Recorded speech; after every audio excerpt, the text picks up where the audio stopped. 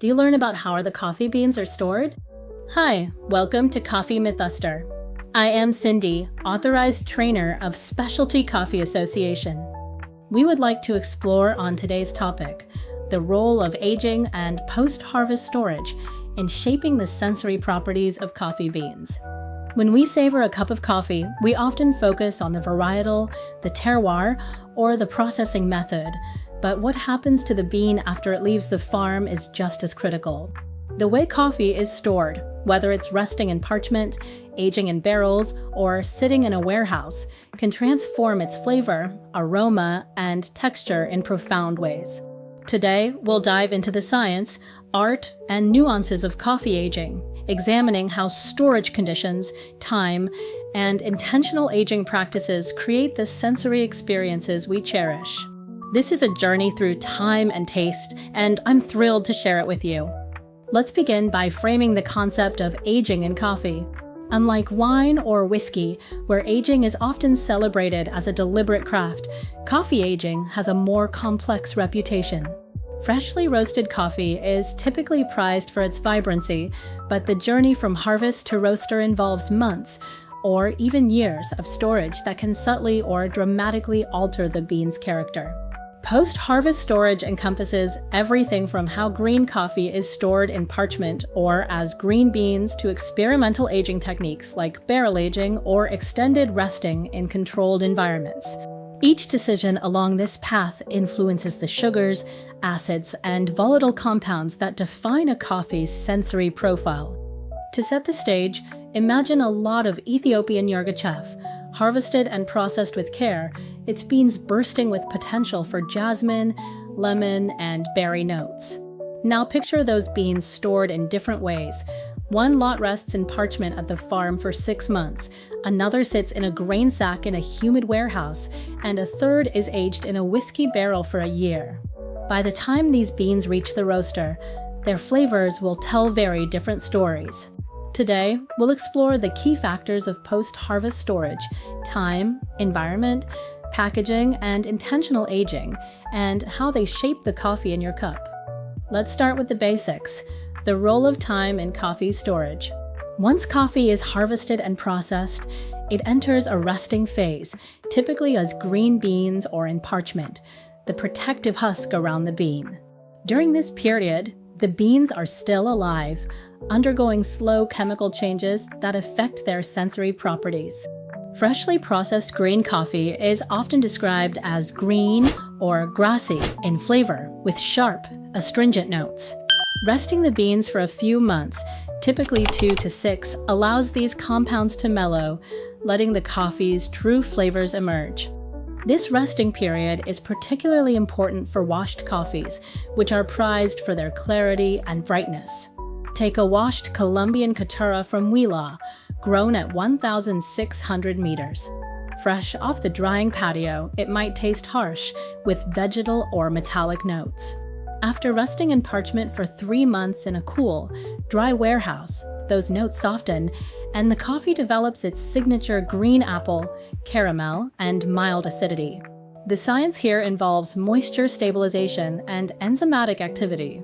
During resting, the bean's internal moisture content, ideally 10-12%, stabilizes and residual enzymes break down complex compounds, enhancing sweetness and reducing astringency. But time alone isn't enough. The environment in which coffee is stored plays a massive role. Temperature, humidity, and air exposure are the trifecta of storage conditions that can make or break a coffee's sensory profile. Green coffee is hygroscopic, meaning it absorbs moisture from the air, and it's sensitive to temperature fluctuations.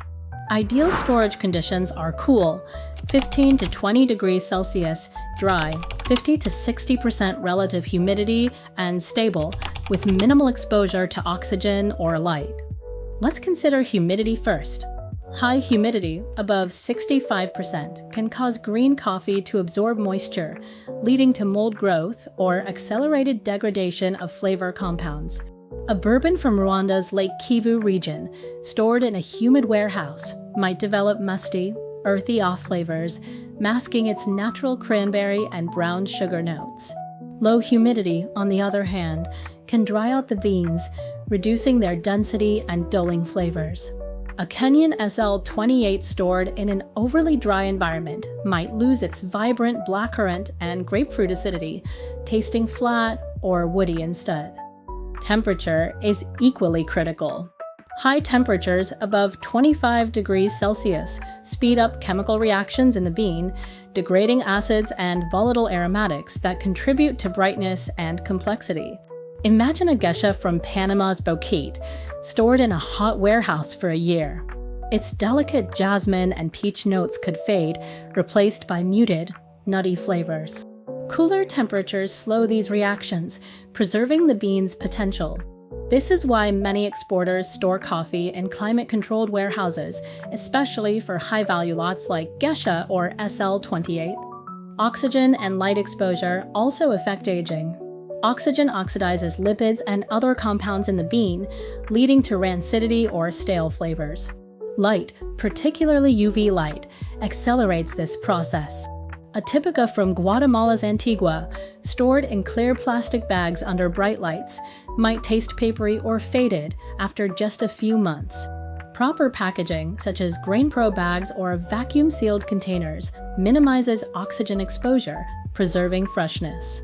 Now, let's explore how storage duration impacts flavor. Short-term storage, up to a year, generally enhances coffee by allowing it to rest and stabilize. But extended storage, beyond 18 months, can lead to what's known as aged coffee, a term that sparks debate in the specialty coffee world. Traditionally, aged coffees were valued in certain markets, particularly for espresso blends. In the early 20th century, European roasters prized aged Indian Monsoon Malabar, stored for years in humid coastal warehouses, for its heavy, earthy body and low acidity, perfect for creamy espresso. Aged coffee undergoes significant chemical changes. Over time, organic acids like citric and malic break down, reducing brightness and introducing woody or nutty notes. Volatile aromatics, responsible for floral or fruity aromas, dissipate, leading to a flatter profile. Sugars caramelize or degrade, altering sweetness. A naturally processed Ethiopian sidima, stored for 2 years, might lose its jammy blueberry notes, gaining instead a deeper, molasses-like sweetness with hints of cedar. While some enjoy these aged flavors, specialty coffee tends to favor freshness to preserve varietal and terroir-driven characteristics. However, intentional aging is making a comeback in specialty coffee, often with a modern twist. Some producers experiment with extended storage under controlled conditions to enhance specific flavors. For example, a Costa Rican Terraza bourbon might be stored in parchment for 12 months in a cool, dry facility, resulting in a richer, honeyed sweetness with muted acidity. This controlled aging is akin to seasoning wood, subtle, deliberate, and designed to enhance rather than diminish. Let's dive into one of the most exciting trends in coffee aging, barrel aging. Borrowing from the wine and spirits world, barrel aging involves storing green coffee in barrels previously used for whiskey, rum, or wine, allowing the beans to absorb flavors from the wood and residual liquids. This process can impart bold, unique notes, think vanilla, oak, or boozy spice, while softening the coffee's acidity. Picture a Colombian Caturra aged for 6 months in a bourbon whiskey barrel. The beans might take on notes of caramel, vanilla, and a subtle smokiness, with a round, velvety body. The porous nature of green coffee allows it to absorb volatile compounds from the barrel, transforming its sensory profile. A Panamanian geisha aged in a red wine barrel could develop hints of cherry, cedar, and spice, complementing its natural floral and peach notes. Roasters working with barrel-aged coffees must be cautious. Too dark a roast can overpower the barrel's influence, while too light a roast might leave the flavors unbalanced. Barrel aging is a high-risk, high-reward process. The beans must be rotated regularly to ensure even absorption, and the barrels must be cleaned to avoid contamination. Overaging can lead to overpowering wood or alcohol notes, drowning out the coffee's intrinsic character. Yet, when done well, barrel aging creates a sensory experience that's both novel and luxurious, appealing to adventurous coffee drinkers and specialty cafes. Another innovative aging technique is anaerobic storage, where green coffee is sealed in oxygen-free environments, sometimes with added yeasts or bacteria, to mimic the anaerobic fermentation process used during processing. This can enhance fruitiness or introduce funky, fermented notes. An anaerobically stored pacamara from El Salvador might develop flavors of pineapple, yogurt, or even rum, with a creamy mouthfeel.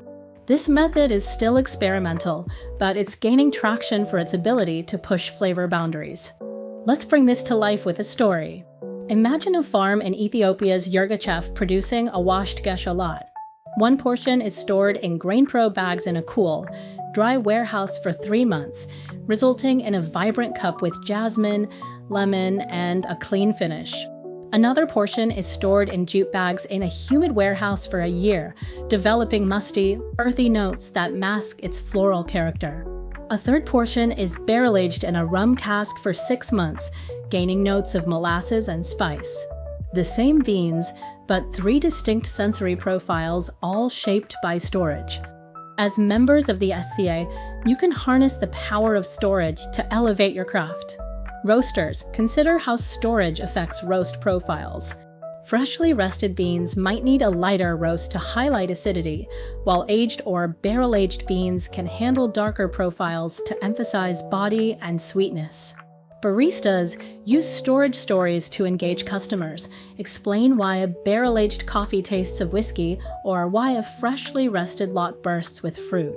When sourcing, seek out suppliers who prioritize proper storage, using tools like GrainPro or climate-controlled facilities to preserve quality. But storage also poses challenges. Climate change exacerbates this, with rising temperatures and humidity threatening storage stability. As an industry, we must support farmers and exporters through training, infrastructure, and fair pricing to ensure proper storage practices. Research into new packaging or aging techniques can also help us balance tradition with innovation. In closing, aging and post-harvest storage are the unsung heroes of coffee's sensory journey. Proper resting enhances clarity and sweetness, while poor storage can dull even the finest fiends. Intentional aging, from controlled resting to barrel aging, opens new flavor frontiers, inviting us to rethink freshness.